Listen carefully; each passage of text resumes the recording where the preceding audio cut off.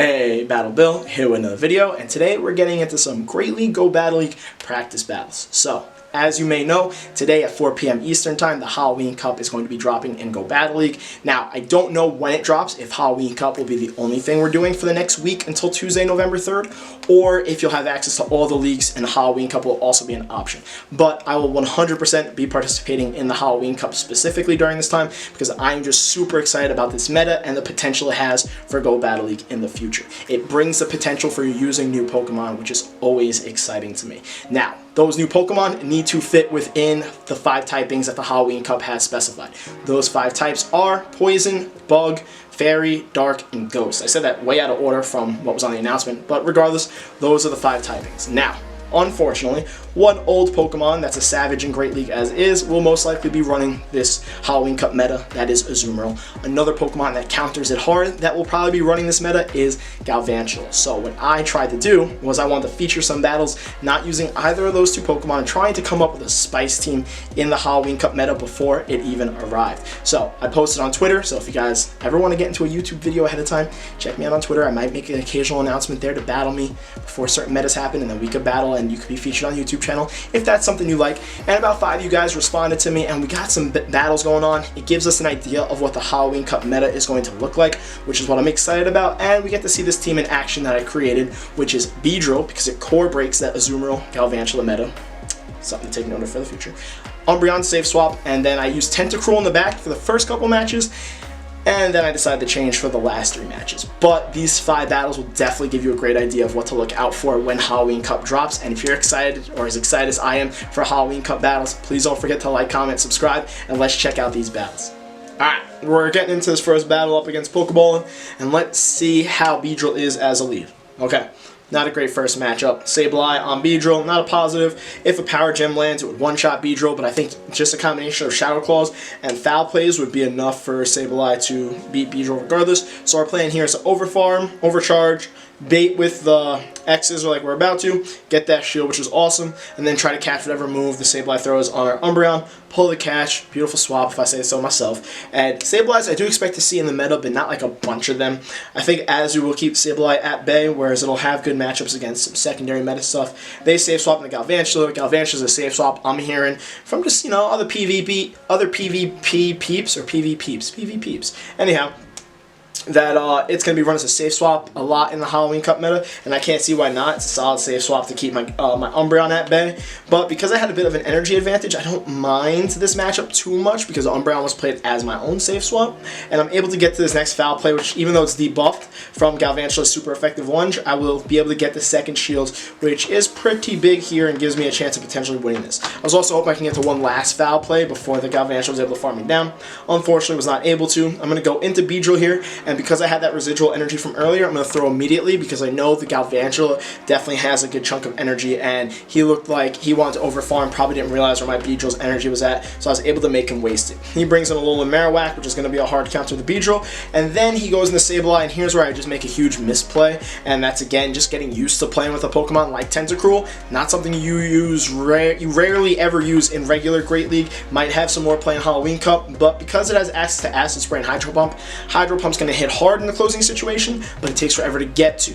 Acid Spray, on the other hand, it's going to do no damage, but it's going to lower the opponent's defense. So what I wanted to do here was I wanted to throw this Acid Spray, Poison Jab Sableye down, and get to the Hydro Pump on the Alolan Marowak. I did not think, based on the amount of charge moves the Sableye was able to get off, that was going to be able to get to 2 Hydro Pumps and beat out the Alolan Marowak. But that's what I should have done. This ends up costing me a match. I used a shield here, which was a huge mistake. Honestly, as I already failed this whole matchup here, I should have saved that shield, and honestly could have probably won this if I saved that shield, tried the Poison Jab, the Sableye bit, and then thrown the Drill Run. No, I wouldn't have been able to win it. Alolan Marowak has too much health, and a Drill Run was not going to do enough damage there.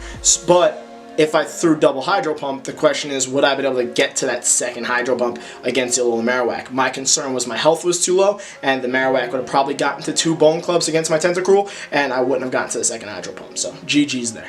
So this is why I do practice battles, so you can get used to trying out new mons, figuring out how they generate energy, how they're doing their damage. It probably didn't help that my poison moves were being resisted by Sableye, but regardless, we move on and we learn from that experience.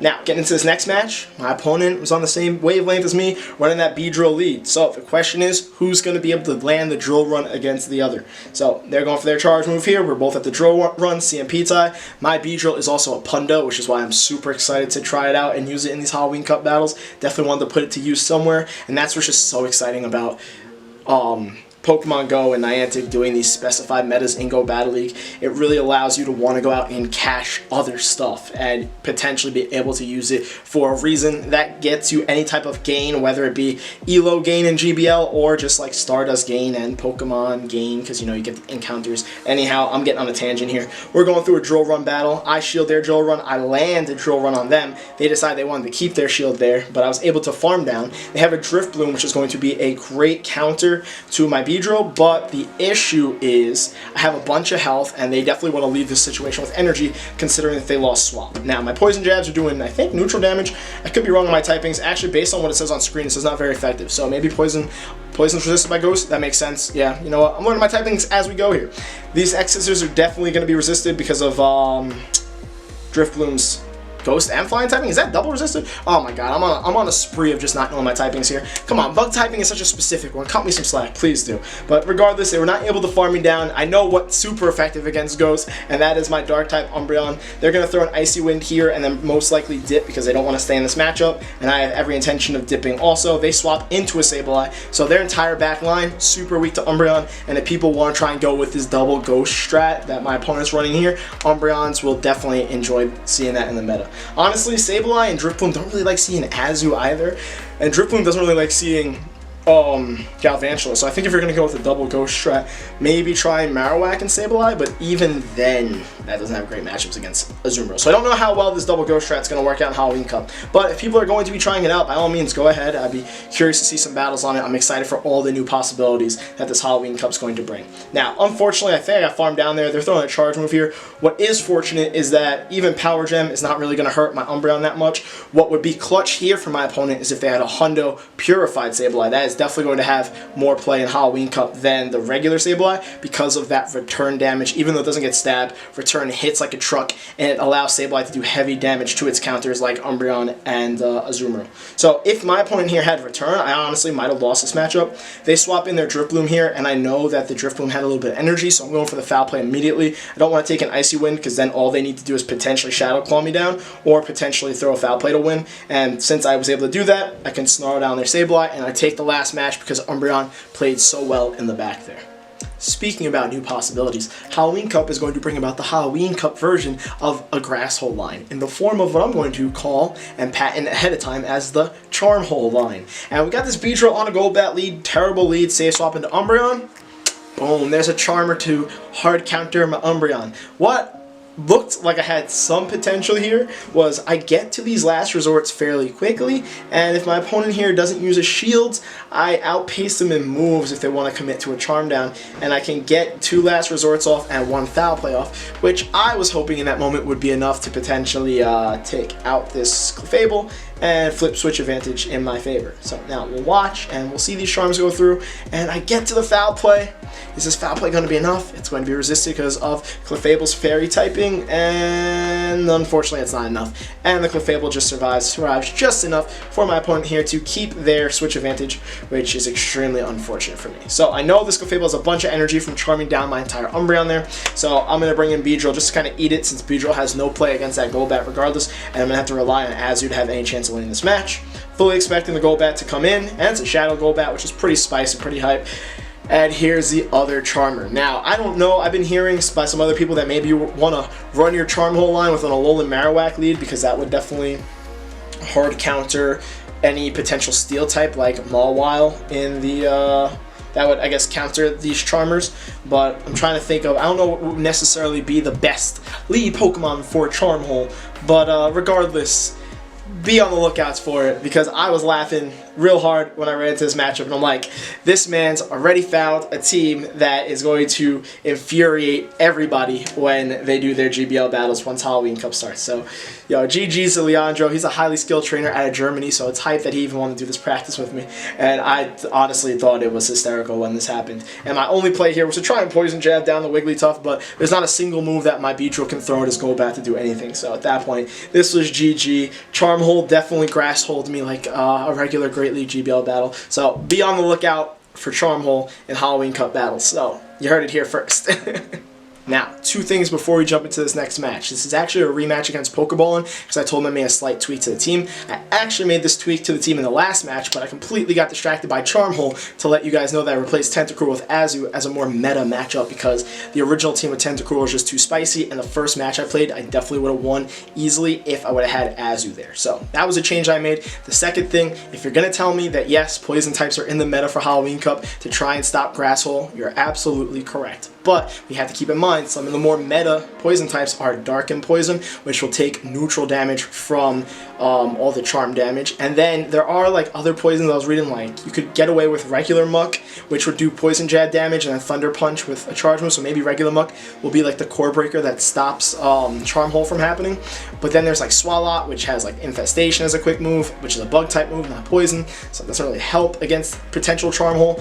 But the question really becomes, are the poison types enough to keep Charm Hole at bay? I do think there are not enough of them where Charm Hole can win a good chunk of its matches like Grass Hole does in Great League GBL. So, off of that topic, let's get back into this match.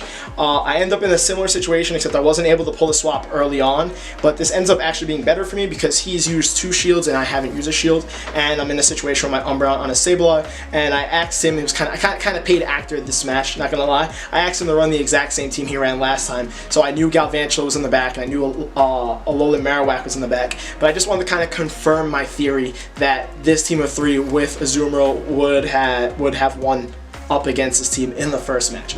Honestly, pulling the swap probably hurt me in the first match too, because based on the way it's going this time around, I didn't end up pulling the swap, and this ended up being better for me.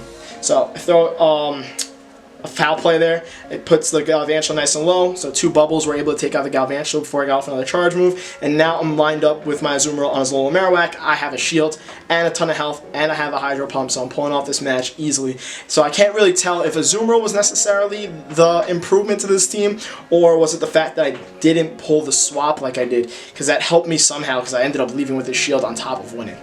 In this 5th battle of the set, we had the honor of going up against Kevin Saludaris. And if you don't know who he is, I just want to shout him out real quick because he's a huge member of the Pokemon Go PvP community, huge supporter, great PvPer, and just an awesome person. All the people I battled here are awesome people, but Kevin has just supported me a lot through my Pokemon Go PvP journey, and I wanted to shout him out for it. So, getting into this 5th matchup, we ended up with not so positive of a lead. He's running Crustle with Smackdown. Crustle with Smackdown, handle your bugs. I see Crustle being a great big player.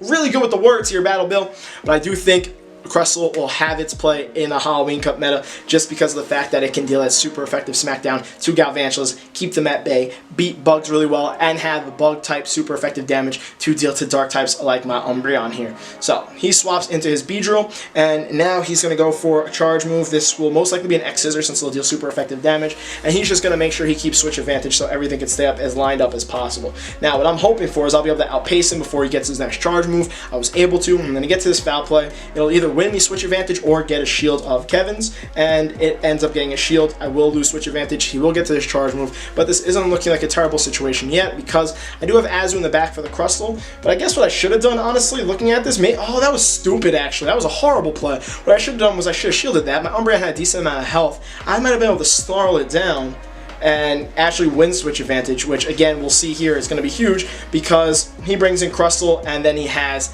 Tentacruel in the back to counter my Azu. So I dropped Tentacruel from my team for Azu, and now it's coming back to bite me in this 5th match of the set because those poison jabs are going to hit hard. Even this acid spray being super effective, it does a little bit of chip damage, but it lowers my defense. So now these poison jabs are going to hurt even harder. But now that I look back at this match, that was a huge misplay on my part. I probably could have snarled down before I got poison jab down. Then again, there was a potential he had 2 X-Scissors there, but if I would have used 2 shields and committed to switch advantage, I would have much preferred switch switch there than having shield advantage, just based on the fact that I don't want that Crustle lined up with my Beedrill at all costs. But again, when you're getting into these first battles in a new meta, you're not sure how certain things are going to play out, and you got to learn them from experience. So again, what I'd highly recommend is if you have anybody in a Discord near you, if you're in any Discords, if you're in any communities that do PvP, try to practice before you jump into your first Halloween Cup battles, because the first day or two, the meta is just going to start developing off the bat and people are going to be all over the place. So if you want to try and get a head start on that, I highly recommend